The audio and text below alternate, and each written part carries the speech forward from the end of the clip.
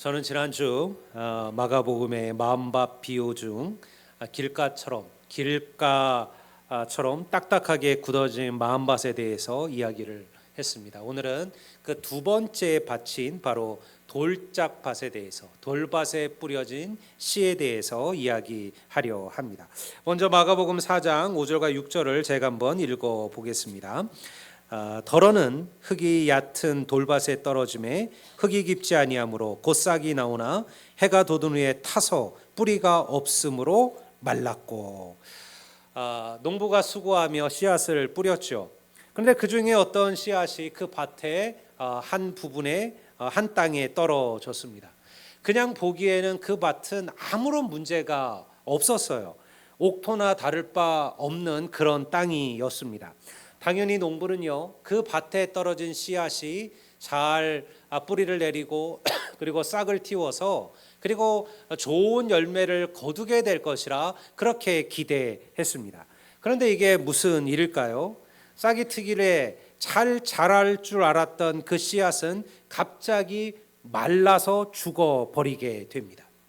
성경은 그 이유를, 그 씨앗이 떨어진 밭이 바로 돌짝밭, 돌밭이었다라고 설명합니다. 우리가 오늘 성경에서 본 이 돌밭은요, 땅 위로 드러난 돌투성이의 밭을 말하는 게 아닙니다. 이 밭은 겉으로 보기에는 아무런 문제가 없어요. 그냥 좋은 땅 같아요. 하지만 조금만 흙을 파내면 그 밑에 많은 돌들이 묻혀 있는 밭을 말하는 거죠. 그러니 파보기 전까지는 그 밭이 돌밭인지 좋은 밭인지를 구분할 수 없다라는 겁니다. 그래서 씨앗이 뿌리를 깊이 내릴 수 없게 만들었습니다.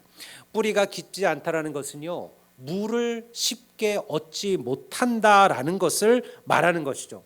조금만 가물면 뿌리가 얕은 작물은요, 곧 쉽게 말라버리곤 합니다. 우리가 제주도를 삼다도라고 부르죠.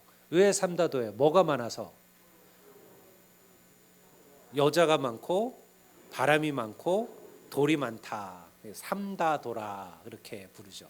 저는 가끔 이제 제가 제주도를 가보면요, 이게 차를 타고 지나면 그 밭, 제주도의 밭들 있잖아요. 보통 밭이 이렇게 까맣잖아요. 왜냐하면 이게 화산재들이었으니까요. 그런데 그 모든 밭의 모든 경계가 다 뭐로 돼 있어요? 돌로 돼 있어요. 수많은 돌담이 그 밭을 다 차지하고 있습니다. 여러분, 그 돌들이 어디서 나온 돌일까요? 그거 사와 가지고 거기다가 인테리어로 만들어 놓은 게 아닙니다. 그 밭들을 개간하면서 거기서 나온 돌들을 바로 그 밭의 경계로 쌓아둔 거죠. 우리가 보기에는 이국적이고 멋있어 보일지 모르지만요, 그 밭을 개간하는 이들은 얼마나 힘들었을까요? 그 많은 돌들을 하나씩 다 골라야 되는 거예요. 그렇게 힘든 거 뭐하러 할까요? 그냥 놔두고 심으면 안 될까요? 안 되죠. 왜? 여러분들, 돌이 많은 밭에서는요, 곡식들이 제대로 자라기가 어렵기 때문에 그렇습니다. 우리가 마가복음을 다시 살펴보는 이유는 이 마가복음이 당대 그리스도인들에게만 주어진 게 아니라 오늘 모든 시대 모든 그리스도인들에게 주는 놀라운 메시지가 있기 때문에 그러합니다. 열대에는 거대한 나무들이 많지요. 성인들 두어 명이 팔을 벌리고 감싸 안아도 닿지 않을 정도의 그런 두께의 나무들이 많죠. 여러분, 그렇게 나무들이 잘 자라는 이유가 무엇일까요? 열대는 물이 풍성하기 때문에 그렇습니다. 그리고 온도가 따뜻하죠. 그러니까 큰 나무가 자랍니다. 문제는요, 조금만 들어가도 물이 풍성하니까 그 나무가 힘들게 뿌리를 내리지 않는다라는 거예요. 그래서 아래보다는요, 깊이 밑으로보다는 주로 옆으로 뿌리를 많이 뻗어요. 왜? 조금만 옆으로 가면 물들이 있으니까 힘들게 딱딱한 땅 깊이 뿌리를 내릴 이유가 없는 거죠. 그렇기 때문에 큰 태풍이 몰려오면요, 바람이 오면 속수무책으로 뿌리채 뽑혀 나가는 일들이 많은 거예요. 그 이유는 간단합니다. 뿌리가 얇기 때문에 그러하죠. 하지만 오히려 물이 부족한 곳이나 그리고 추운 지방에 사는 나무들은요, 어떠한 태풍에도 쉽게 뽑히는 법이 없습니다. 부러지면 부러졌죠. 왜 그러냐면 그들은 살아남기 위하여 물을 찾아 뿌리를 깊이 내렸기 때문에 웬만한 가뭄, 웬만한 폭풍에는 넘어지지 않는 그러한 거목으로 자라납니다. 우리가 알고 있는 세계에 이름이 붙어 있는 유명한 거목들은요, 대부분 그래서 이러한 척박한 땅에서 자라는 나무들입니다. 성도 여러분, 좋은 교회는 깊은 믿음의 뿌리를 가진 그런 교회임을 믿으시기를 주의 이름으로 축원합니다. 한국 교회는요, 뿌리 깊은 나무였어요. 한국 교회는 정말 거목이라고 불릴 만한 그런 교회였습니다. 어떠한 고난과 어떠한 역경에도 교회는 낭망하지 않았고 성도들은 절망하지 않았습니다. 끝까지 하나님을 바라보고 신뢰했습니다. 우리 믿음의 선배들은요, 일제시대의 혹독한 믿음의 시련 속에서도요, 기꺼이 주를 위하여 그들의 목숨을 바치고 생명을 걸고 하나님을 섬겼습니다. 거목들이죠. 믿음의 거목들이 교회 안에서 성장하고 자라났어요. 그럴 수 있는 것은요, 그들이 믿음의 뿌리를 든든히 주님에게 내리고 있었다라는 거예요. 그러면 오늘 이 땅에 이 조국교회 성도들, 교회들의 모습은 어떠할까요? 한때 많은 세계의 교회들이 한국 교회를 자랑으로 여겼습니다. 선곡적인 롤 모델로 생각했죠. 여러분, 짧은 선교 역사에도 불구하고 이처럼 불같은 선교 역사가 일어났던 사례가 세계 교회에 없었습니다. 교회가 없는 지역이었고요, 세계의 가장 큰 교회, 성도 수가 가장 많은 교회, 헌금이 가장 많이 나오는 교회, 이게 다 한국 교회였어요. 어떤 교회를 얘기하면요, 그 교회 안에 10위권 안에 한국 교회가 빠진 적이 없었습니다. 그래서 과연 한국 교회는 뿌리 깊은 나무였을까요? 그러한 믿음의 거목일까요? 지금 오늘날 우리 한국교회 현실을 보게 되면 오늘날 교회가 얼마나 취약하고 그리고 부서지기 쉬운 나무인지를, 교회인지를 보게 됩니다. 우리가 뿌리 내리는 일에 실패했다라는 거예요.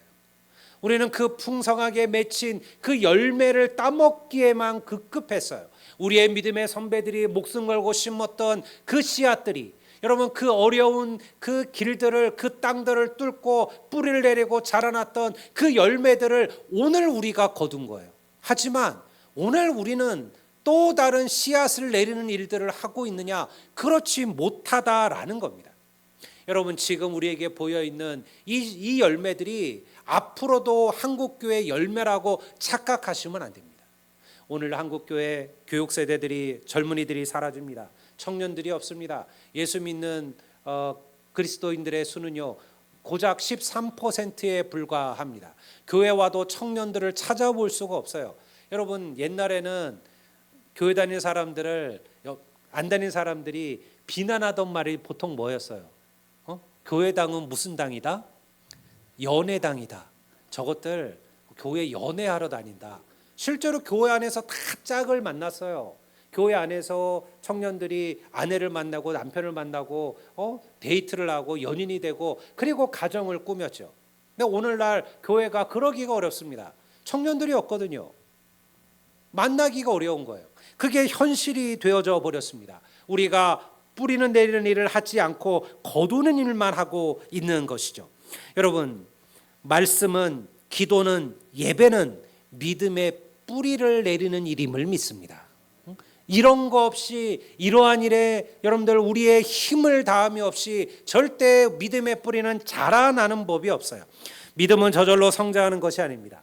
생각해 보세요. 그 연약하고 그 작은 뿌리가 그 딱딱한 땅을 파고 들어가는 것이 어찌 쉬운 일일까요?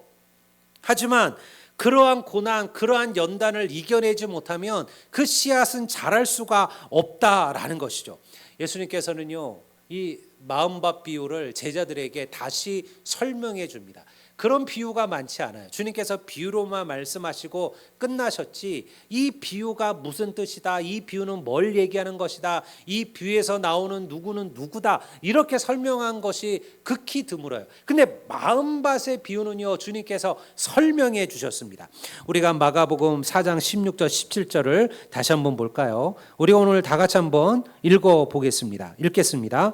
또 이와 같이 돌밭에 뿌려졌다는 것은 이들을 가리킴이니 곧 말씀을 들을 때 즉시 기쁨으로 받으나 그 속에 뿌리가 없어 잠깐 견디다가 말씀으로 인하여 환난이나 박해가 일어나는 때에는 곧 넘어지는 자요.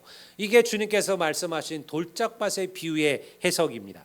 우리가 주위에서 흔히 보는 그러한 믿음의 안타까운 모습이에요. 아무런 문제가 없을 때는요, 잘 자라는 것 같아요. 열심히 예배합니다. 봉사도 합니다. 그리고 물질도 하나님께 드려요. 그래서 좋은 하나님의 일꾼이 되고 좋은 열매를 거두게 될 것이라고 기대해요. 그런데 갑자기 어느 순간 넘어져 버려요. 쉽게 포기합니다. 사람 때문에, 혹은 여러분들 삶의 무게 때문에, 여러 가지 문제들 때문에, 또 예수 믿는다는 이유로 받는 그 핍박, 그 고난 때문에 그 믿음을 포기하고 다시 세상으로 돌아간다라는 것이죠. 성도 여러분, 평탄하고 문제가 없을 때 하나님을 바라보고 사는 삶은요, 그리 어렵지가 않아요. 그게 뭐가 어려울까요? 교회 오면 사람들도 만나고 마음에 드는 사람들도 볼 수 있고, 그리고 또 적당히 인간관계도 하면 여러분들 많은 인맥들도 만나고, 뭐 나쁠 게 뭐가 있을까요? 그러니 그냥 잘 될 때, 풍성할 때는요, 교회 잘 다녀요. 그게 힘들지가 않습니다. 그런데요, 환난이 오고 박해가 시작되면 그들의 믿음의 진짜 본 모습이 나타나요. 이 돌은요, 바로 이 박해, 환난, 성경 뭐라고 얘기합니까? 말씀으로 인하여 환난이나 박해가 일어날 때, 이 돌은요, 말씀으로 인하여, 혹은 주님으로 인하여, 하나님으로 인하여, 믿음으로 인하여 우리에게 일어나는 박해나 어려움들을 말하는 거예요. 이런 것들이 일어날 때가 되면 넘어진다라는 거예요. 내가 하나님께 깊은 믿음의 뿌리를 내리고 살아가는 좋은 그리스도인인지, 아니면 남들 눈에 보기에는 좋아 보이나 금방 말라져 버릴 초라한 믿음의 뿌리를 가진 인지는요, 보통 때는 보이지 않습니다. 그러나 핍박이 오고 환난이 오고 어려움이 찾아오면요, 그것이 보이고 나타나기 시작한다라는 거예요. 그러면 우리 성도의 삶에 이 고난이 왜 시작될까요? 주의 말씀처럼 말씀으로 말미암아 환난이나 박해가 일어날 때가 있을 것이라 이야기합니다. 내가 잘못하거나 내가 실수하거나 내가 죄를 저질러서 핍박을 받고 박해를 받으면요, 괜찮아요. 그건 내 잘못이니까요. 내가 잘못했으니까요. 그런데요, 성경은요, 오히려 하나님의 말씀 때문에 박해와 환난이 찾아온다라고 얘기하는 거예요.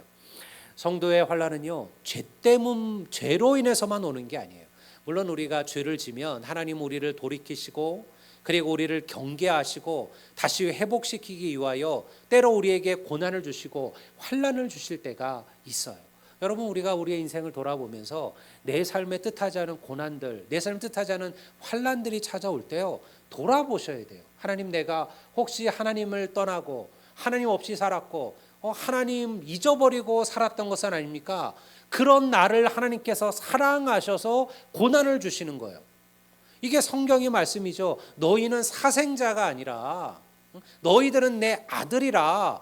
그렇기 때문에 부모는 때로 자녀들을 훈계하고 채찍질하고 그들을 혼내는 것이죠. 더 잘 되기를 바라는 거예요. 그런데 다 그런 것만 아니에요. 때로 여러분, 우리의 삶의 고난은요, 오히려 주를 위하여 살려고 할 때 찾아올 수 있다라는 거예요. 여러분, 이럴 때 우리가 진짜 믿음을 보이게 될 줄로 믿습니다. 저는 하나님을 섬긴다는 이유로 남편과 그 시어머니의 구박 속에 살았던 한 여집사님을 기억합니다. 그녀는 제가 예전에 교회에서 만났던 분인데요, 그 여집사님이 흘렸던 눈물은 이루 말할 데가 없었어요. 그 여집사님의 집안은 모태신앙이고 믿음의 집안이에요. 그런데 남편을 만났는데 믿지 않는 남편, 믿지 않는 집안의 남자를 만났어요. 충분히 자기가 그 남편을 전도하고 하나님께로 인도할 수 있을 것이라 생각을 했습니다. 그런데 그게 쉽지 않았습니다. 그녀가 부족하거나 모자랐던 아내 혹은 며느리여서가 아니에요. 아무리 잘해도 그녀가 교회 다닌다는 이유로 그 시어머니는 그 며느리를 이쁘게 보지를 않는 거예요. 박해하고 핍박을 하는 것이죠. 변함없이 남편을 존중하고 또 시어머니에게 정성을 다했습니다. 그리고 오랜 시간이 걸렸어요. 20여 년이라는 시간이 걸려서야 여러분들 비로소 그녀의 믿음이 보상을 받게 됩니다. 그녀의 말에는 신경도 안 쓰던 그 남편이요, 그 회사에서 상사가 새로 왔는데 예수님 잘 믿는 장로님이 그분의 상사로 오신 거예요. 그래서 그분이 그 남편을 전도를 했어요. 그러니까 아마도 좋아서 따라오진 않았을 겁니다. 어쩌면 억지로 어쩔 수 없이 소위 말하는 계급에 눌려서 따라왔는지도 모르죠. 근데 저는요, 제가 제 기억 속에 지금도 그 남편이 처음 와서 그 여집사님이 옆에 앉아서 예배할 때 그 여집사님을 기억해요. 얼마나 울었는지 몰라요. 그냥 예외 시간 내내 손수건을 눈에 대고 펑펑펑펑 울었어요. 그녀의 20년의 기도가 보상받은 거죠. 여러분, 저는 이 여집사님이 바로 뿌리 깊은 나무임을 여러분들 믿으시기를 주의 이름으로 축원합니다. 우리에게 이런 믿음이 필요하다라는 거예요. 여러분들 쉽게 포기하지 않았습니다. 쉽게 낙심하지 않았습니다. 여러분들 남편이 그러고 시어머니가 그러니까 나도 믿음 포기하고 나도 이제 그들에게 적당히 맞추면서 살자라고 하지 않았다라는 거예요. 적당히 타협하고 적당히 믿음을 포기하면 훨씬 더 편했을지도 모릅니다. 우리도 그렇잖아요. 여러분, 우리도 세상에서 좀 적당히 여러분들 포기하고 적당히 눈 감으면요, 훨씬 더 내게 유익이 되고 도움이 될 것들은 많아요. 여러분, 우리가 조금만 마음을 조금 여러분들 우리의 양심을 내려놓으면요, 훨씬 더 여러분 우리가 많은 것을 얻을 수 있는 기회가 있을 겁니다. 그런데 여러분, 믿음은 그것을 용납하지 않는다라는 거예요. 그렇게 해서는 안 된다라고 가르치는 거죠. 여러분, 처음에는 한두 번 넘어지고 세 번, 네 번 쓰러지지만 조금씩 하나님이 원하시는 삶의 모양으로 바뀌어 가는 거예요. 그게 믿음의 사람이에요. 여러분, 저는 우리 모든 성도들이 처음부터 완벽하게 모든 것을 끊어내고 잘라내고 하나님 앞에 흠없이 쓸 것이라 생각하지 않습니다. 넘어지지요. 실패합니다. 여러분들, 우리도 눈 감습니다. 우리도 조금 더 양심을 가라앉히고 나의 피로를 채웁니다. 근데 어느 순간 깨닫게 되실 겁니다. 내가 이래서는 안 되겠구나. 내가 조금 조심해야 되겠구나. 경계해야 되겠구나. 이게 하나님을 기뻐하시지 않겠구나. 그러면서 조금씩 달라지고 변화되어져 가는 거예요. 여러분, 이것이 그의 믿음의 뿌리가 자라고 있는 거예요. 성도 여러분, 하나님은 반드시 그 믿음대로 역사하심을 믿습니다. 그러면 어떻게 해야 돌밭에 떨어진 우리의 씨앗이 말씀들이 성장하고 자랄 수가 있을까요? 여러분의 마음밭은 무슨 밭이셔요? 길가밭, 돌밭, 가시덤불밭, 옥토 손 드세요. 옥토도 스스로 옥토도 있네요. 여러분, 우리 모두의 밭은요, 대부분 길가밭이고 돌짝밭이고 가시덤불밭이에요. 여러분, 우리의 옥토 아닙니다. 여러분, 착각하시면 안 돼요. 내가 말씀 잘 듣는다고 내 밭이 옥토냐? 아니요. 한꺼풀 벗겨보면 돌이 있고요, 조금 지나다 보면 뜻하지 않은 가시덤불이 우리의 믿음을 가로막아요. 근데 그게 당연한 거예요. 여러분, 세상에 옥토가 있을까요? 처음부터 돌 하나 없는 그런 밭이 있을까요? 여러분, 어떤 밭이 옥토라 그러면 왜 그 밭이 옥토가 되었을까요? 돌을 걸러낸 거죠. 가시덤불을 뽑아낸 거죠. 딱딱한 밭을 갈아엎은 거죠. 그러니까 옥토가 되는 거예요. 여러분, 세상에 돌 하나 없는 그런 밭은 없습니다. 조금만 파면 돌들은 나오게 마련이에요. 돌이 없어서 옥토가 아니에요. 풍성한 열매를 맺었기 때문에 그 밭이 옥토라고 불리게 됨을 믿습니다. 다시 말해서 설령 우리의 밭이 돌밭이어도요, 그 돌밭 안에서 우리가 열매를 거둘 수만 있다면 하나님은 그 돌밭을 옥토라고 인정해 줌을 믿습니다. 제가 지난주 교회로 이렇게 교회 앞에 이렇게 좀 보다가 그 들어오는 정문 계단의 틈 사이에 그 잡초를 좀 뽑았어요. 제가 혹시 그 사진 있으면 하나 좀 보여주셔요. 근데 거기에 이 콘크리트 그 사이로 잡초 하나가 이렇게 나 있는 거예요. 신기하죠? 그냥 콘크리트예요. 근데 어떻게 그 사이에 그 풀이 떨어지고 그 씨앗이 뿌리를 내려서 그 사이에 박혔어요. 나무도 아니고 여러분 고작 풀인데 쉽게 뽑히지 않겠습니까? 아니요. 안 해봤으면 말을 하지 마세요. 엄청 이 잡초가요, 엄청 힘이 센지 몰라요. 그냥 좋은 밭에 심긴 나무는요, 곡식은 쉽게 뽑혀요. 근데 오히려 이런 돌밭에 뿌리 내린 이런 잡초는요, 뽑히지가 않아요. 왜? 뿌리가 깊이 벌써 내려져 있다라는 것이죠.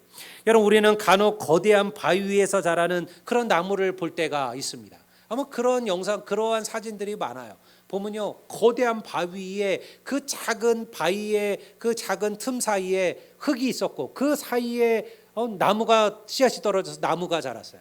근데 바위가 너무 단단해서 그 바위를 뚫고 뿌리가 들어가지를 못해요. 그럼 어떻게 합니까? 그 뿌리가요, 그 바위를 통째로 감싸 안습니다. 그래서 그 바위를 다 지나가고 통과하고 나서 다시 여러분들 땅 속으로 들어가는 거예요. 다시 말해서 그 바위를 감싸 안더라도 결국 뿌리를 내리고 살아난다라는 거예요. 세상의 나무와 잡초도 그러할진데 하나님의 백성들이 고난과 시련이 있다고 어려움이 있다고 우리가 너무 쉽게 믿음을 포기해서야 되겠습니까? 여러분, 믿음의 뿌리는 연약해 보여도 바위를 뚫을 수 있는 힘이 있음을 믿습니다. 그것이 믿음이에요. 돌밭을 이겨내는 능력은요, 어떠한 순간에도 하나님을 신뢰하며 바라보는 것입니다. 우리의 삶 속에 뜻하지 않은 어려움들, 환난들은 끊임없이 찾아올 것입니다. 여러분, 그때 우리의 믿음의 그 뿌리가 우리의 믿음의 열매를 좌우하는 거예요. 여러분, 이 믿음의 뿌리는요, 절대 그냥 자라지 않습니다. 우리가 잘 아는 것처럼 그 양분은 기도와 말씀과 예배입니다. 시편 1편 3편을 우리 한번 볼까요? 다 같이 한번 읽겠습니다. 제가 읽을게요. 그는 시냇가에 심은 나무가 철을 따라 열매를 맺으며 그 잎사귀가 마르지 아니한 같으니 그가 하는 모든 일이 다 형통하리로다. 그는 시냇가에 심은 나무처럼 철을 따라 열매를 맺고 잎사귀가 마르지 아니한다는 거예요. 여기서 말하는 그가 누굽니까? 그 앞절에 보면 그가 누군지 나와요. 주야로 주의 말씀을 묵상하는 자, 그가 바로 시냇가에 심은 나무라는 거예요. 여러분, 우리는 기도와 말씀을 통해 믿음의 뿌리를 자라고 성장하게 함을 믿습니다. 영양이 부족하면요, 사람이든 동물이든 작물이든 여러분들 자라기가 어렵죠. 골고루 영양을 섭취하지 않으면 무엇인가 성장에 불균형이 생기게 마련이에요. 말씀은 성도의 양식입니다. 성경은 하나님의 말씀을 성도의 양식, 먹을 것이라 말하죠. 기도는요, 성도의 호흡입니다. 여러분, 작물도 호흡을 합니다. 광합성을 하죠. 그렇게 해서 성장하고 더 자라는 것입니다. 마찬가지로 하나님의 백성들은요, 말씀과 기도를 통해 우리의 믿음의 뿌리를 내릴 수가 있는 거예요. 어떤 이들은 모태신앙에 대하여 별로 부정적인 이들도 있어요.